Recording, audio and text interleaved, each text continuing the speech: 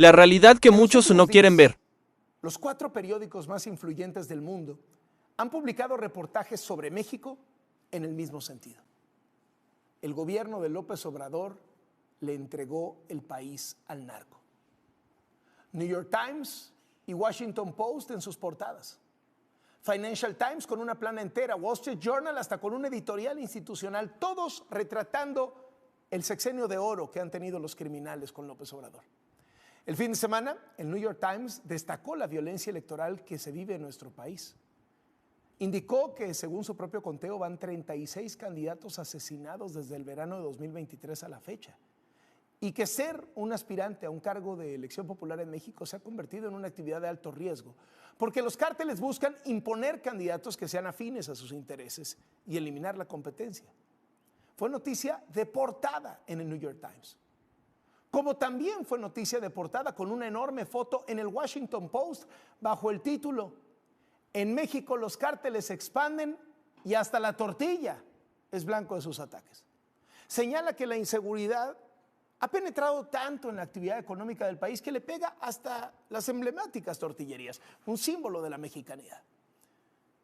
Las extorsiones, los ataques a tortillerías en Acapulco, y cómo esto es una práctica común en todo el país. Explica que el crimen organizado ya no solo se limita al contrabando de drogas, sino que ahora la extorsión a tortillerías, a los que venden pescado, a los que venden pollo, a constructores, a transportistas, a gasolineros, se ha convertido en una fuente central de sus ingresos.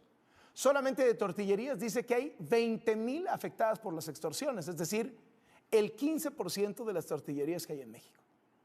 La semana pasada el Financial Times y el Wall Street Journal, como le reportamos aquí en Latinos, hicieron reportajes críticos de la inseguridad en tiempos de López Obrador. Hay otra acusación grave que está circulando a nivel internacional. Dice que el ejército mexicano pactó con bandas criminales para mejorar la percepción de seguridad en el país. Es un informe elaborado por la organización no gubernamental Crisis Group, fundada por especialistas desde 1995 y que ha sido dirigida por Mark Malloch, el ex vicesecretario general de la ONU. En el análisis titulado El laberinto de los generales, crimen y militares en México, critica el plan de seguridad del actual gobierno. Dice: la estrategia ha cambiado con López Obrador para permitir un mayor margen de maniobra a los grupos criminales a cambio de una reducción en la violencia visible.